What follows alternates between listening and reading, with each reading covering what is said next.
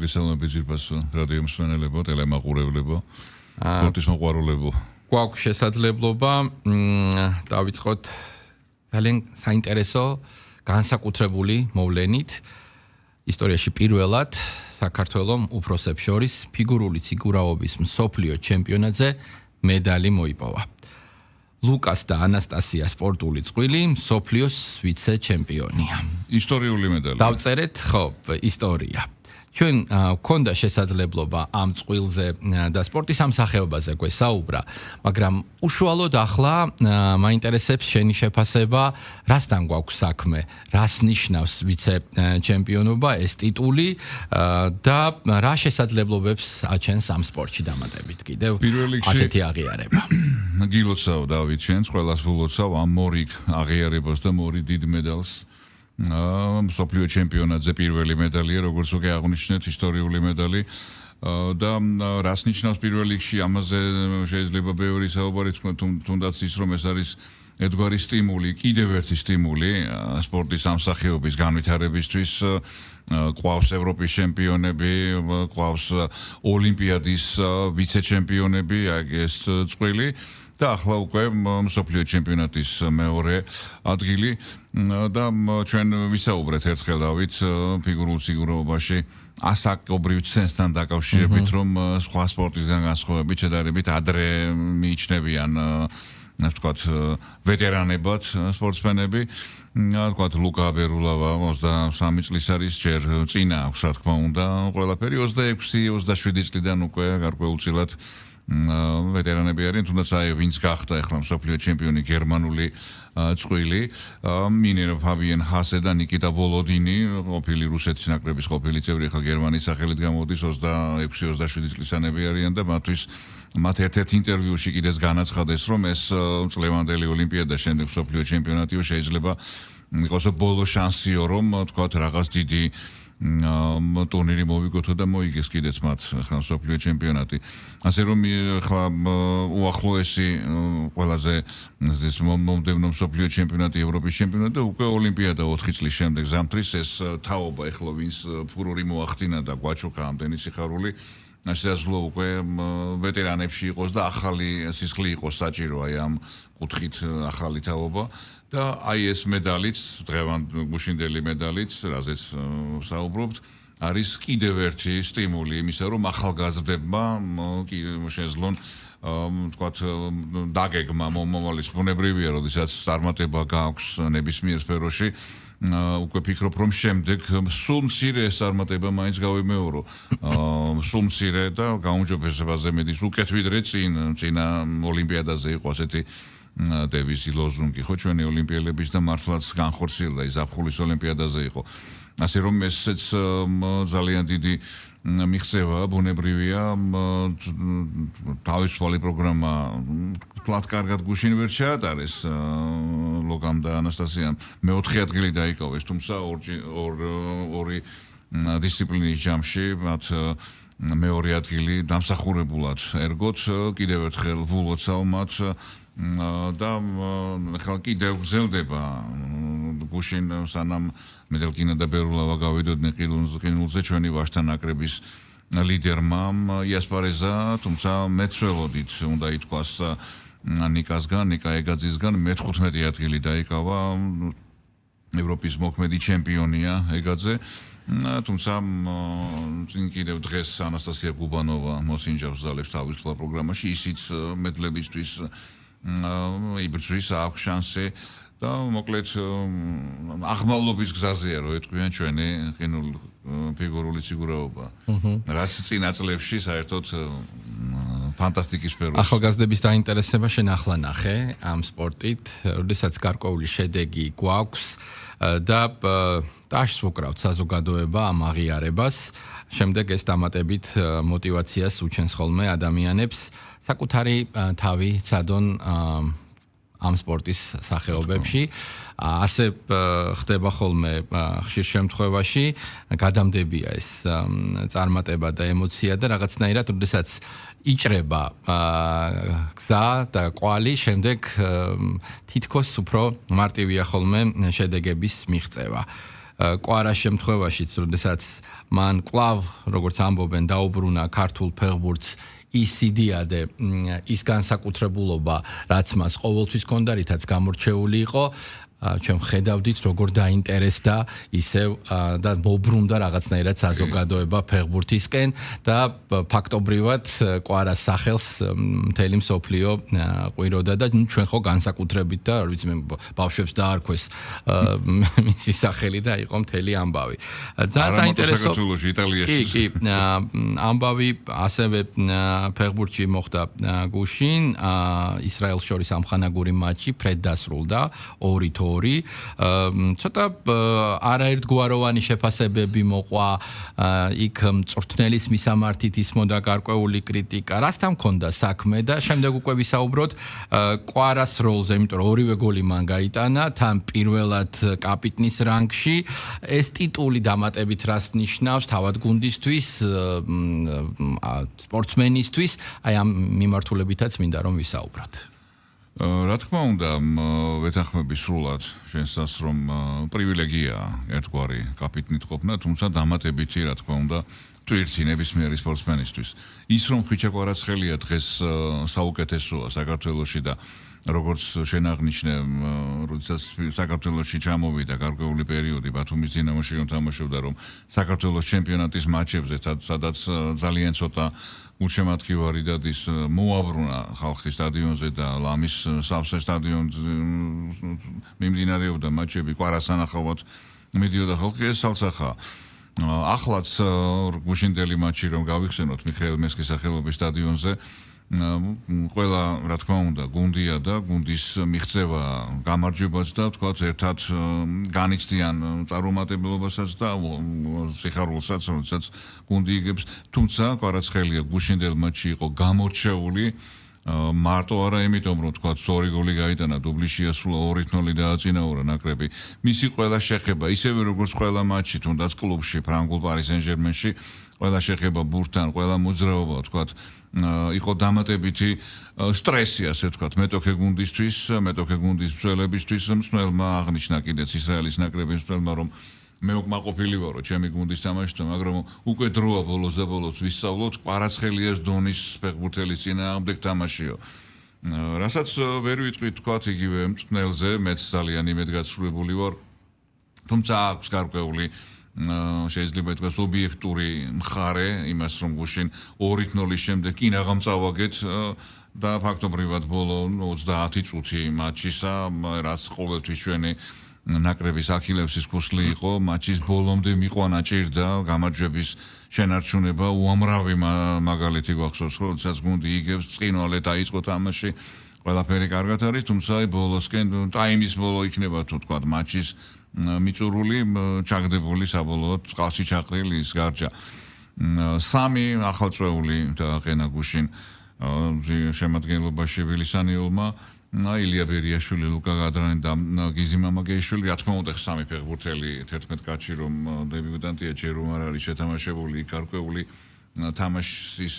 ხარის დახსასვამს, თუმცა როდის თუ არა ამხანაგურ მატჩებში უნდა მოხდეს ახალგაზრდების საქმეში ნახვა.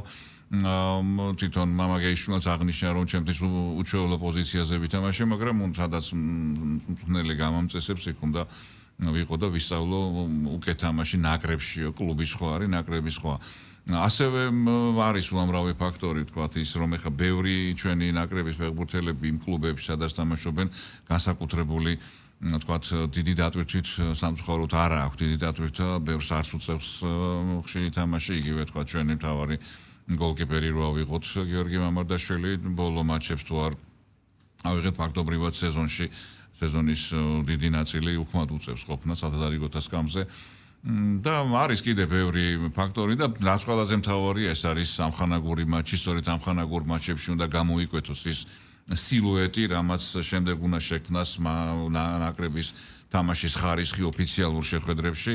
ამაზეც ისაუბრა გუშინ ვილისანიოლმა ჩვენი ნაკრების თავმჯდომარემ მსვლელმა, თუმცა კი აღნიშნა რომ ის გაკვირვებულია ასეთი თამაშის შემოbrunებით, ასეთი ხარისხით მისი შეგირდებისა. ეს პირველ რიგში მას იქ ტაქტიკა ამაზე შორს აგვიყვანს საუბარი მატჩის დაწყების წინას კი ჩვენ ვინტერესდებოდი თქვათ ჟურნალისტები თუ გულშემატკივრები რომ ბოლოს აი რა ტაქტიკით აპირებს სანიოლი თამაშს. უცნობი იყო შემადგენლობა, ვინ უნდა დაეყენებინა მატჩის დაწყებამდე რაღაც 1 საათი ადრე არ იყო ჯერ ცნობილი ესეც რა თქმა უნდა თქვათ თუნდაც მოქმედებს გულშემატკივარზეც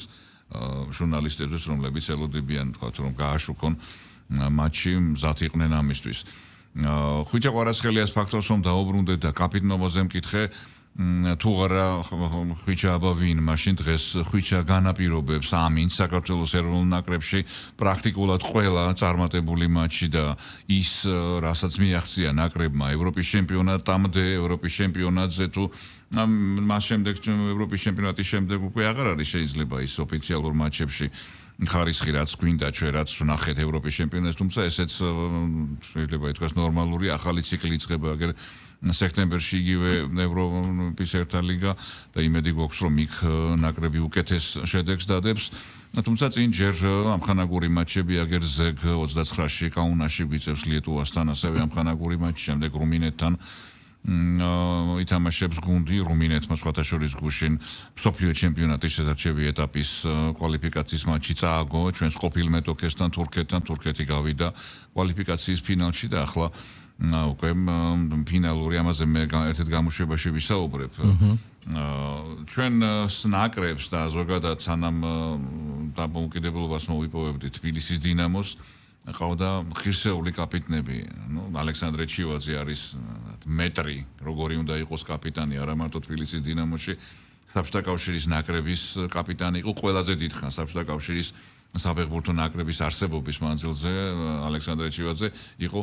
ხელუხლებელი ანუ თქვა იქ არ იყო რომ აი თქვა ვინ შეიძლება იყოს თუ ან ტრავმას მიიღებდა ან თქვა რაღაც საპატიო მიზეზის გამო ტოვებდა მაშინ იყო ვიცე-კაპიტანი ოლეგ ბლოხინი თავარი კაპიტანი და მთავარი პირველი როგორც ეხა ხვიჩა პირველი კაპიტანი არ ვიცე-კაპიტნები ხო იყო კიდე რა თქმა უნდა კახაკალაძე იყო უახლეს ისტორიაში კაპიტანი ჯაბაკანკავა აგერ გურამ კაშიამ და იგივე გურამ კაშია რომელიც რეკორდსმენია აბსოლუტური ნაკრების ჩატარებული მატჩების მხრიდან კაპიტანს თავისი ფუნქცია აქვს, თავისი როლი აქვს. ხო, ამაზე მინდა ვიკითხო ზუსტად, ვინ წყვეტს, ვინ უნდა იყოს კაპიტანი და კაპიტნის, ვთქვათ, რანგი რას გულისხმობს? უპირველეს გამორჩეულობას და შესაძლებლობას, ანუ მიღწევას შენს, ვთქვათ, სპორტულ კარიერაში, თუ აქ დამატებით კიდე სხვა უნარები და თვისებები იყრის თავს, რაც გუნდი შეთამაშებას ნიშნავს, ერთგვარი მენეჯმენტური, ასე ვთქვათ, თვისებები, რასაც ვეძახით, როგორ ირჩევა ის და ვთქვათ, თუ გადმოვიხედავთ მსოფლიო პრიზმიდან, ეს კაპიტნის როლი ვინ როგორ მოირგო და ვინ პირიქით, ვთქვათ, ვერ შეასრულა ის, ხო, ვერ გაართვა თავი, რამდენად, ვთქვათ,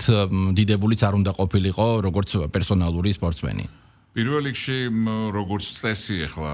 თუ არ არის ვთქვათ ერთპიროვნული ასე ვთქვათ დიქტატორული დამოკიდებულება მწვრთნელის მხრიდან არიან მწვრთნელები რომლებიც იტყვიან რომ აი ეს უნდა იყოს კაპიტანი მე არ მაინტერესებს გუნდის წევრების აზრი. ანუ საბოლოო ჯამში მაინც გუნდის თითოეულ წევრს რა თქმა უნდა უთანხმებს მწვრთნელი თუ ვინ უნდა იყოს კაპიტანი თითოეულ წევრს ხა ხვიჩას შემთხვევაში მე როგორც ვიცი ერთხმად იქნა გადაწყვეტილება გამომდინარე იქიდან რომ ყველა ითავებს რომ ხვიჩა არის ლიდერი გუნდისა მას აქვს ის დადებითი თვისებები მეგობრული ურთიერთობა იქნება პირველ რიგში გუნდში არის მეგობრული არის ყოფილა გუნდები რომ რაღაც ისე იყო დაყოფილები თქვა რამდენიმე თქვათ სამი კაცი ერთად იყო იქ მეგობრობდნენ ის და არ იყო ესეთი შეთანხმება ძალიან დიდ გუნდებშიც ყოფილა მსგავს სიტუაცია ჩვენთან საბედნიეროდ ესეთი რაღაც არ არის და ხვიჩა კვარაცხელია პირველ რიგში არის გუნდის ლიდერი და არის რა თქმა უნდა თავისთავად ცხადია მიუხედავად ახალგაზრდული ასაკისა ავტორიტეტი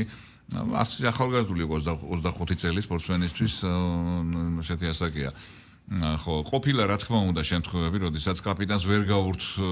გაურთმევია თავისი ლიდერობის არის ნიუანსები თქვა სიტყვაზე, როდესაც პირველი ტაიმის შემდეგ არ მისდის გუნდს თამაში, მსმელთან ერთად იქ კაპიტანს ეკუთვნის სიტყვა. მე ესეთი რაღაც მომისმენია რუსი კომენტატორისგან, ადრე ძველი ვასლაჩენკო იყო ესეთი კომენტატორი ცნობილი, რომელმაც ჩივაძეზე თქვა, რომ ესეთ სიტუაციებშიო, როდესაც აი გამოუვალი მდგომარეობა არისო და თქვა მეორე ტაიმი უნდა დაიწყესო გასახდელშიო, როდესაც ჩივაძე ლაპარაკობს, ყველა ჩუმად არისო თვითმწვრთნელებიც კი ეხა მსვლელი მაშინ ბესკოვი იყო, რომელიც მართლაც ერთპიროვნულად წვედა, ვინ უნდა ყოფილიყო ნაკრებში, მაგრამ აი ეს როცა უკვე ფორსმაჟორული სიტუაციაა და გამოუვალია, იქ აქვს ავტორიტეტი. ეს პატივისცემის მომენტიც ეთყობა ძალიან მნიშვნელოვანი და დასაფასებელია. არის ხა კადრები, ხა ვიდეო კადრები შევიდა. აი ჩივაძის დამოკიდებულება საბჭოთა კავშირის ნაკრების დროს იქ როგორ იყო თქვათ მისი დამოკიდებულება ყველა ფეხბურთელთან და ფეხბურთელები როგორ შესწინებდნენ თვალებში და ეხლა ეს მის არ არის მარტო თქვათ კარგი ფეხბურთელი, კარგი პასუხისმგებლობის ნაწილზე გადავიდეთ. რა პასუხისმგებლობა ეკისრება კაპიტანს? შენ თქვი რომ აი თქვათ კრიტიკულ დროს მნიშვნელოვანია რომ მან გაწიოს სათანადო სამსახური, ესე თქვათ, ქმედება, თავისი ოსტატობა გვანახოს ამ რანგშიც. რა არის ეს? ისევ დავუბრუნდები, ეს არის პირველ რიგში, რა თქმა უნდა, ის რომ ის არის ლიდერი, მასზეა დამოკიდებული, მის თამაშზეა დამოკიდებული ბევრი რამ, გუნდის წარმატება, ასევე ის ავტორიტეტი, რომ თქვათ, შეიძლება პირადად მე არ მიმდის დღეს თამაში, მაგრამ ეგ არაფერი ერთად უნდა და აი მე ამ კითხვის პასუხად მოვიყვან თორნიკე შენგელიას დამოკიდებულებას, მის დამოკიდებულებას და მისადმი დამოკიდებულებას, როდესაც შაშანდელ ევროპის ჩემპიონატზე საქართველოს საფრანგეთის ნაკრები დაამარცხა პლეი-ოფში და ალბათ ყველაზე ხმამაღალი სენსაცია მოახდინა, ერთ-ერთი ყველაზე ხმამაღალი, იქ წერდა ამაზე მე ვისაუბრე კიდეც ჩვენს ერთ-ერთ გადაცემაში. ფრანგი საკალათბურთო მიმოხილველი, რომელიც ამბობდა რომ ჩვენო ფრანგებს ყავსო ძალიან კარგი გუნდიო, არიანო კიდეო კარგი გუნდები, კალათბურთელებიო, იქ იოკიჩი თქვა, იგივე თქვათ სხვა NBA-ში მოთამაშე ვარსკვლავები, დონჩიჩი და სხვები, თუმცა აი ეს გამარჯვების მატარებელი სული, რომელიც აჩვენა და რომელიც აქვს საქართველოს ნაკრების კაპიტანსო, ესეთიო არც ერთს არ აქვს ამ ევროპის ჩემპიონატზეო. ეხლა ის ნათქვამი იყო ცხელგულზე მისი ქვეყნის მარცხის შემდეგ საქართველოსთან და ის დამოკიდებულება რაც დაინახა ეხლა იქ კულისებს მიღმა თქვა იქ გასახდელიდან გამომავალი სპორტსმენების ნახვა იქნება და იქ დამოკიდებულება კალათბურთელსა და თქვა კაპიტანსა და დანარჩენ თანაგუნდელებს შორის თუ რა იგულისხმა არ ვიცი, მაგრამ ესეთი განცხადება გააკეთა, რომელიც რა თქმა უნდა ჩემთან ყველა ქართველი გულშემატკივრის აი ეს მომენტი იყო, სწორედ თორნიკეს თამაშმა გადაწყვიტა, რა თქმა უნდა ბიჭებმა ყველა მაღალ დონეზე ითამაშეს, თუმცა თორნიკე არის ღირსეული კაპიტანი, აი ასეთივე ღირსეული კაპიტანი იქნება, მე დარწმუნებული ვარ, ხვიჩა კვარაცხელია. ყოფილა შემთხვევები, როდესაც თქვათ გუნდს ვერ გაუმართლებია თქვათ ის მასე დაკისრებული რასაც ელოდე მოლოდინი, მაგრამ ერთ-ერთი მთავარ დამნაშავედ მიჩნეული ყოფილა მთავარი მსმენელი და კაპიტანი, იმიტომ რომ მათ ვერ მოახერხეს შედუღაბება გუნდის კონკრეტულ თამაშზე იქნება თუ ზოგადად ტურნირზე.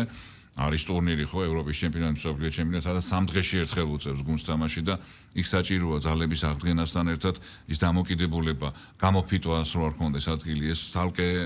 საკითხია, რაზეც მსმენელებთან ერთად ნაკრების და გუნდის სტაფი მუშაობს, თუმცა კაპიტანს ვფიქრობ და ასეც არის, ეკისრება არანაკლებ დიდი დატვირთვა, მწვრთნელი იქნება ის ფიზიოთერაპევტი იქნება, ფიზიკური მომზადების იქნება სპეციალისტი, კაპიტანს აქვს უდიდესი მნიშვნელობა. ვინ იქნება კაპიტანი? თავისი ფუნქცია ბრწყინვალედ შეასრულა ჯაბაკანკავა. მე ხა ბოლო პერიოდზე მომთორე, მანამდე კობიაშვილი ძალიან მაგარი კაპიტანი იყო, კალაძეც და კახაცხადაძეც და ვინც იყვნენ. აი ბოლო პერიოდში ჯაბაკანკავა, შემდეგ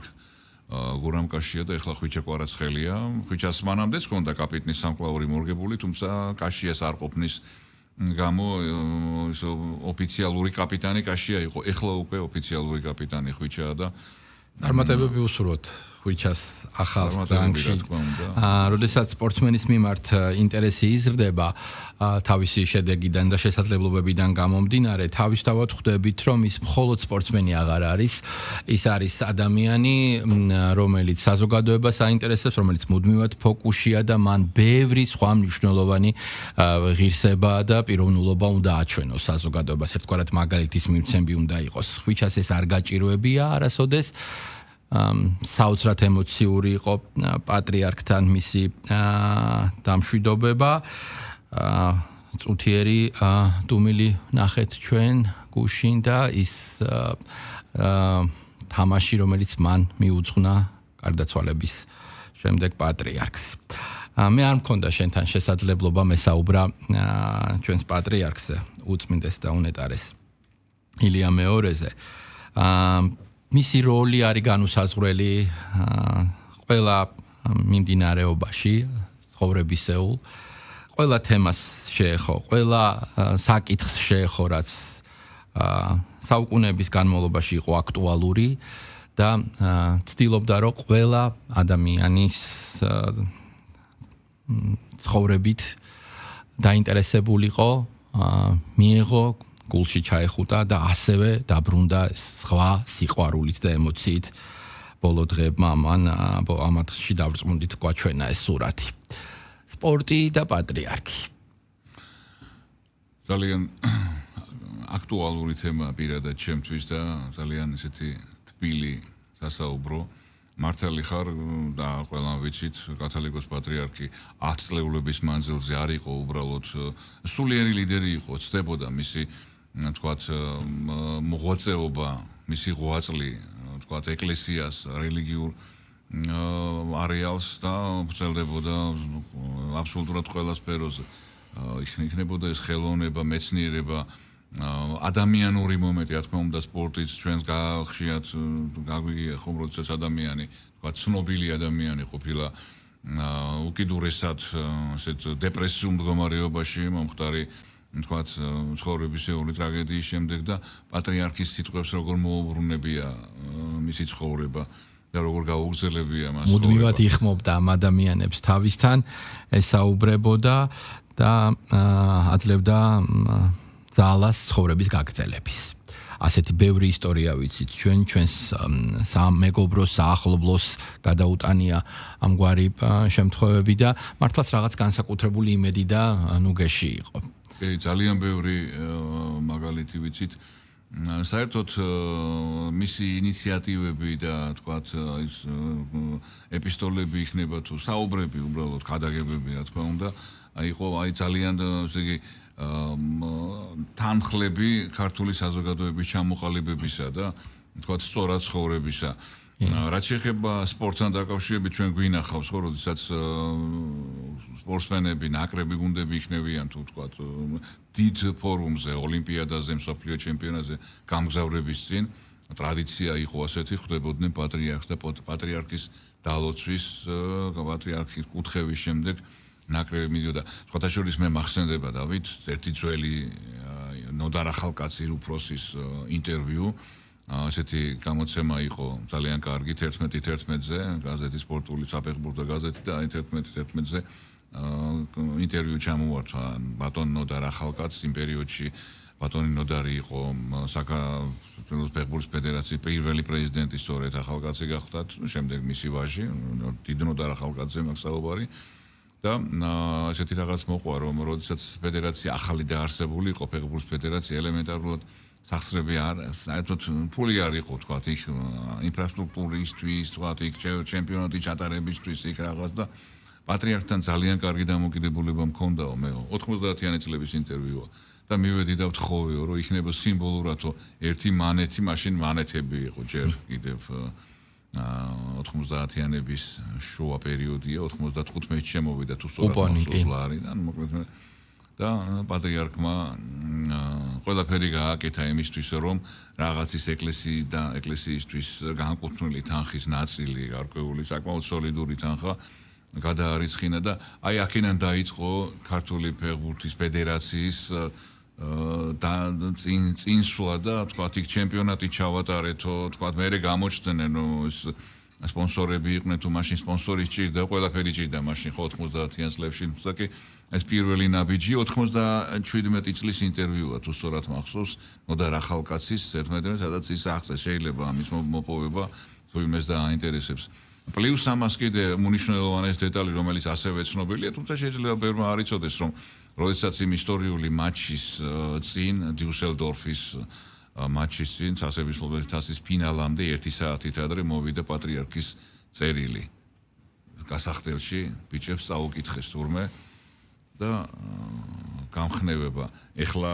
შეიძლება ის მაშინ გაგანია კომუნისტების 91 წელს პატრიარქის წერილი შეიძლება ყოფილიყო რაღაცის რომ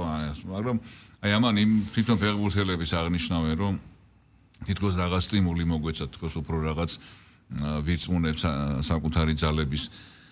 ანუ როგორც ჩვენ თქვი ყველა სფეროში ყველა ადამიანთან იყო ჩართული მის